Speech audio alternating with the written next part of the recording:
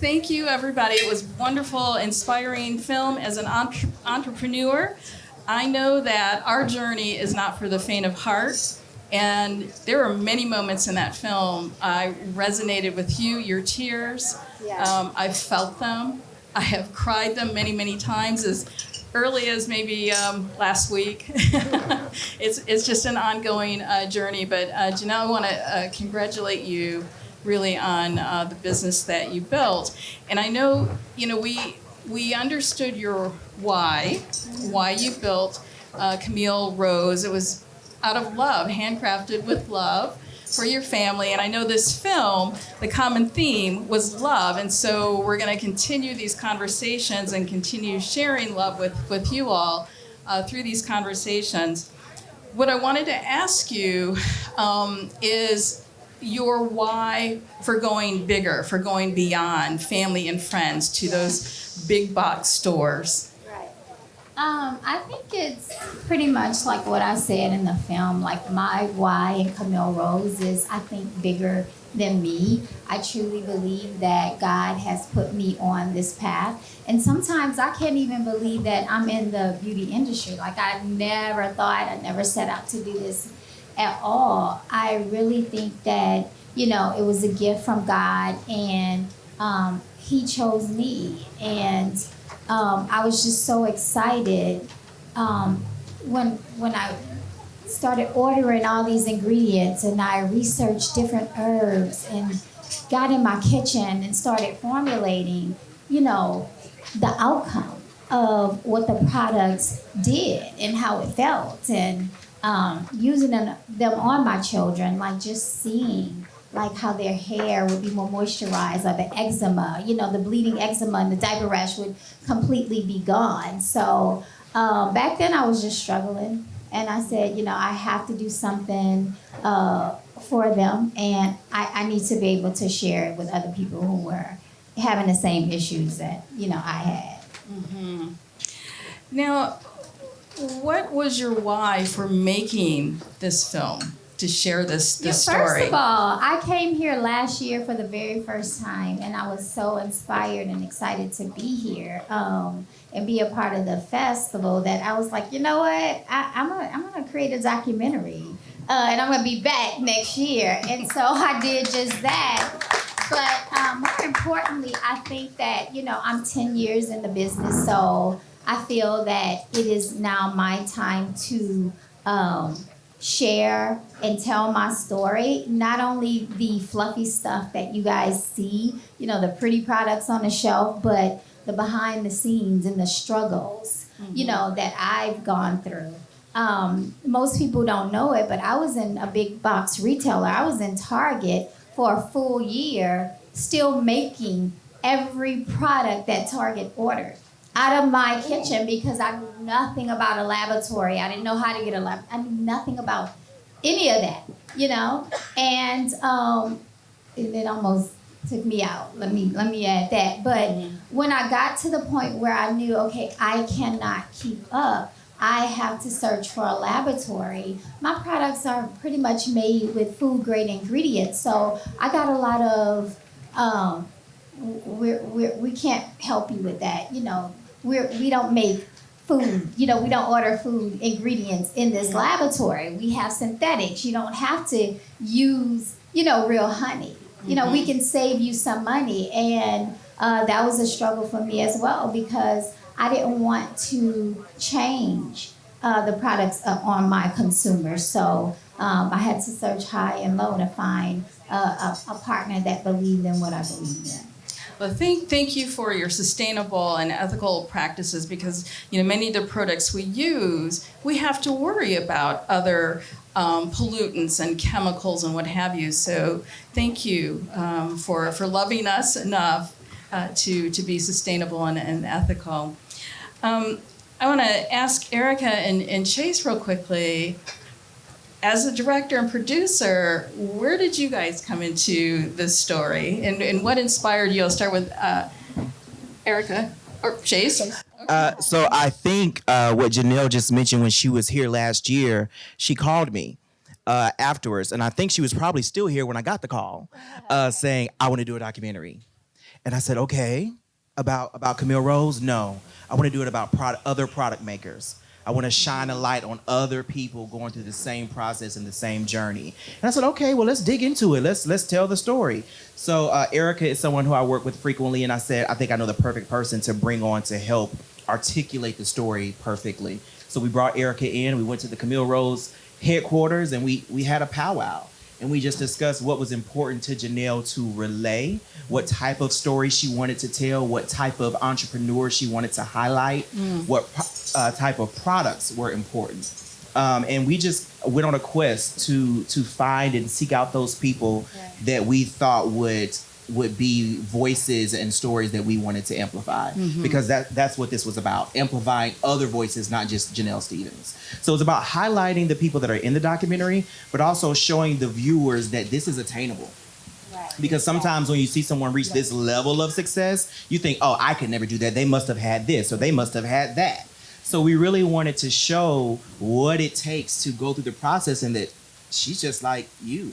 It's hard work. It was hard, and they just kept going.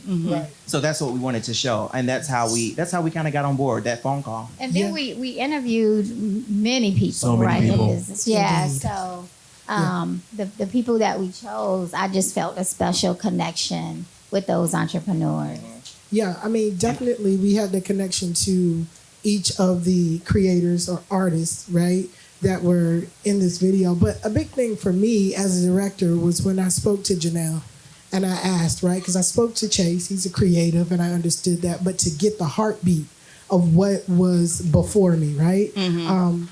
In order for me to do something, I have to feel a connection, right? And the connection was that Janell wanted to, and these are my words, but to gift creators, right? A lot of times you want to make something or do something, but no one is like showing you the way. So this was a love letter. There's a moment in the film where Janell has on all purple and she's looking back. I think that sums it all up, right? She's looking back. She's looking back. For those of you who want to come to where I am, I'm looking back. And I'll lay some papers, because a lot of times people don't tell us. They just say hustle, right? But this documentary gives you some golden nuggets. Keep going, right? And I want to add to that this is a synopsis. There's so much more in the story. We really condensed it for this platform, but they really go into some detailed personal stories about what it takes to reach that level of success. Even James is Yeah. dropping some gems. Yeah, Super yeah, jam. definitely. You know, and I have another question I want to ask you guys, but I have to get to James, because your work as a creator myself your work resonated personally with me, and I love some of the things that you said. You said something about we are more than artists. And you talked about the hustle. You have to work. It's so many people out here are waiting to be discovered, but they're not willing to do the work. Talk about your process, your journey to where you started and where you got to now. Yeah, well, first of all, thank y'all for featuring me, and I wanted to express gratitude first off. But yeah, it wasn't picture perfect. I'm a self-taught individual in a space that isn't, is just now, you start to see more representation for individuals that look like us. So one of my main things was about representation and showing up as genuine, authentic as possible. So doubling down on that throughout my journey has created its own trajectory for me, that I had a 10-year plan. Stuck to the 10-year plan and went all over the place, as you can see, like my drawings and everything like that. But still, there was an upward tick the whole time. So no matter if it was fashion, no matter if it was film, no matter if it was an art practice, not design, it was still about representation. It still had a base of humility. It still had an anchor of family. It still had an anchor of the approach to emotional health and like seeing myself and helping my people see themselves as they are. You know what I mean? So those type of things along the way is what helped me stay on a upward tick. Even just this week alone, I had my first mural. Did a youth activation on Tuesday. Another activation on Thursday. And Congratulations. literally walked up to literally right now, you know. So there's a lot of, like you were saying, putting in the work. You have to want it to a point where you can see it. You can't just want it and expect for it to fall in your lap. You actually have to show up for yourself and show up for the people that actually believe in you. Because I always say, bet on those that believe in you. So how do you, when you have a purpose-driven brand and you're very committed to your purpose early on when you're starting, when you start to grow and some people start to grow, they lose sight of their core mission. How have you maintained the integrity of your early, your core message as you have grown? Making sure I honor little James first before anybody else. Even the 31-year-old James now, there's certain things that little James, 5-year-old, 4-year-old James that was building city buildings and malls and stuff out of building blocks on my grandmother's floor. It's still things that I want to pursue that, like I said, going through all the different industries that I've been in, if I chose to neglect the little James, there's going to always be this conflict between where I was and where I'm going. And if you know where you've been and where you come from, you'll never lose sight of where you're going. Right. So I just kind of kept Amen. that. Yeah, I just kind of kept that with me since then. And Janell, how have you maintained brand consistency as you have grown? I think just what Jane said, like just staying true to yourself, knowing your brand, staying connected with your passion, and just staying grounded. And if you get tired, to me, and don't give up, then it wasn't your passion. And so just believing in yourself and staying grounded. So Erica and Chase, when you're telling these types of stories, these emotional, purpose-driven stories with deep messages, as creators in the cinematic world, sometimes you may consider, let's tell the story from this angle. You may lose sight of the storyline, the through line.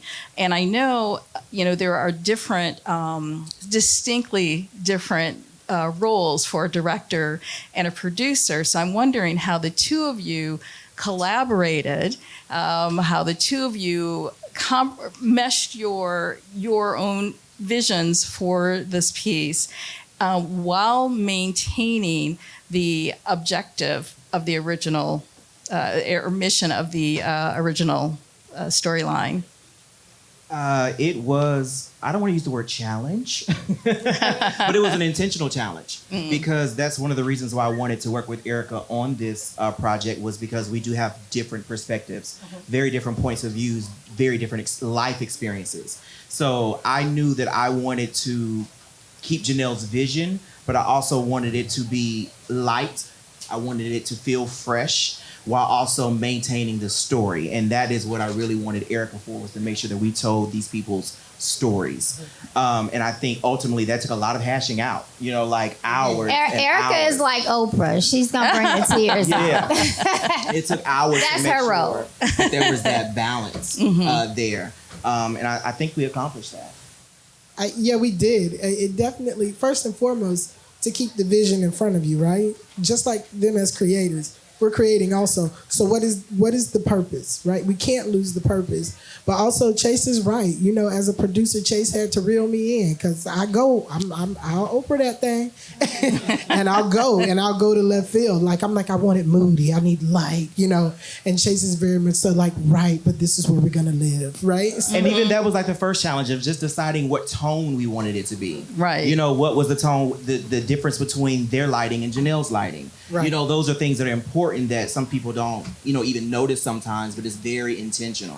So we had to have those conversations of what we wanted it to feel like just by watching it, and then feel like by hearing the stories. All of those things we had to discuss and get in alignment on. Yeah, and the story is there, right? Because we're telling a visual story, right? So, of course, the voices are there, but in the picture that you see, there's a story. Janell was in a space that was lit, right? And you had accents of gold. And she was sitting out in front of a kitchen. So we saw her mixing, but the brand is moving forward, right? It's not leaving the kitchen behind. The kitchen is still there, right? So you see how I go, they like bring it back in, Erica. But so I'm like, let's put her here so we can still see this, that she's the person that is, you know, where a lot of people want to go. She's still moving forward, so she's shedding the light. But with other people, with other people, it's moody, right? It's moody because I want them to be talking to you. I want you to feel like you're talking to a friend and they're sharing this with you and that moment is only for you, right? Excellent. So I have one more question for you, Janell, before I open it up to the audience, because I know I may not be asking questions that are lurking out there. So Stanzel mentioned in the film that there are still gaps in his industry, you know, the hat making industry, right? And so I'm wondering, you know, as hair care products are the industry has grown rapidly, especially for black hair care. How are you, or are you identifying any gaps despite your attempts and your ability to keep up with trends and to stay on message and to stay on point?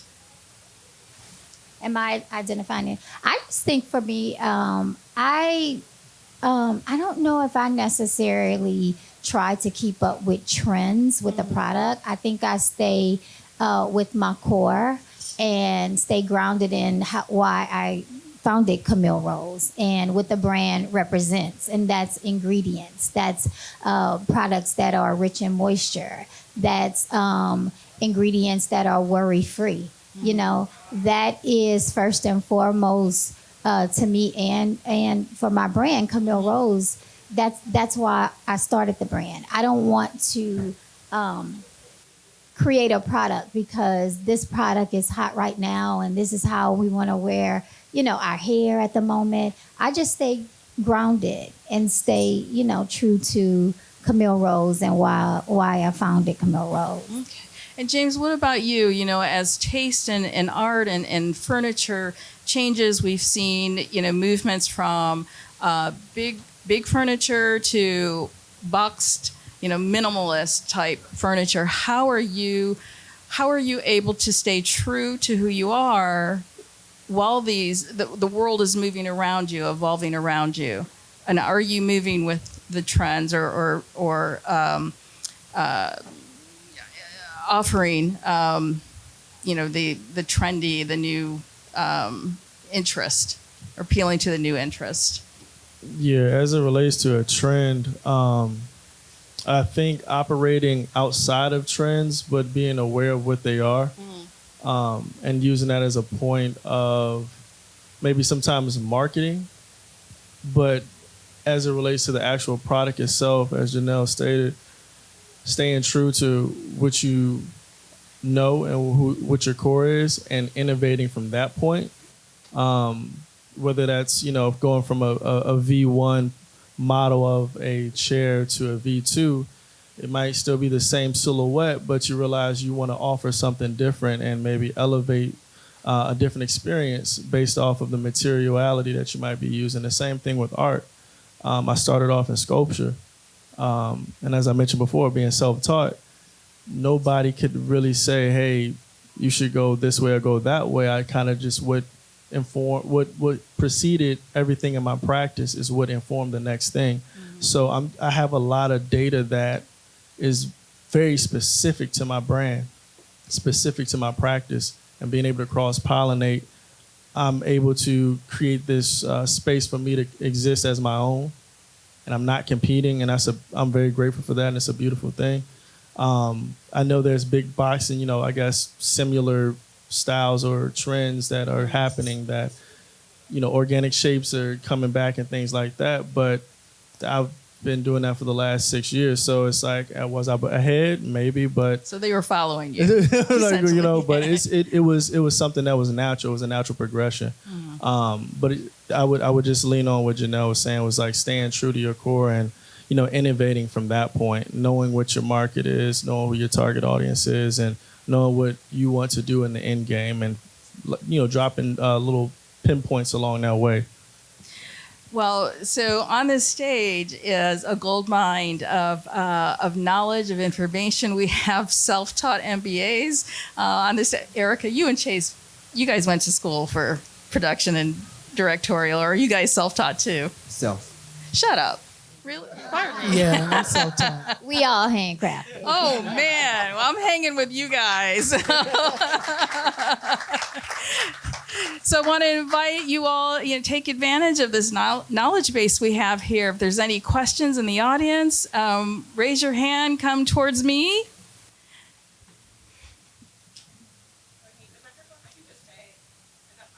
Oh, I think the recording. Take the mic. So, yeah. The producer has spoken. Thank you. Here, now I'm on camera. Okay. I was wondering, as of recently, we've seen kind of a change in the Black business space where people who have created businesses then sell their businesses. And I was wondering, you've maintained ownership of a Black business and how that has like shown up and been important to you and the challenges that have come with that. It is. I get that. I knew somebody was going to ask that question. We get that question all the time. But for me, I think because I self-funded Camille Rose up until this point, it took me a longer time to grow. And that's probably the reason why you see, you know, other brands, great brands, or competitors that catapult to that next level quicker.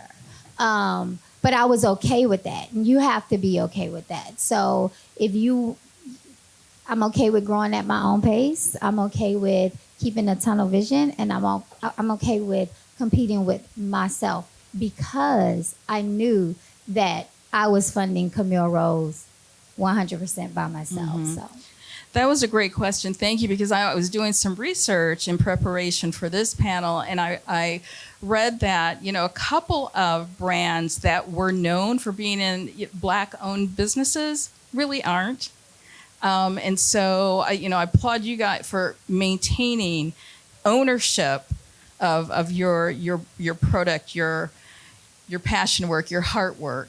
And it's okay, you know, if that's what they want to do, you know, if that's what they want to do, if that's how they, you know, that's their goal for their brand. But for me and for Camille Rose, where I am right now, you know, I'm still the owner.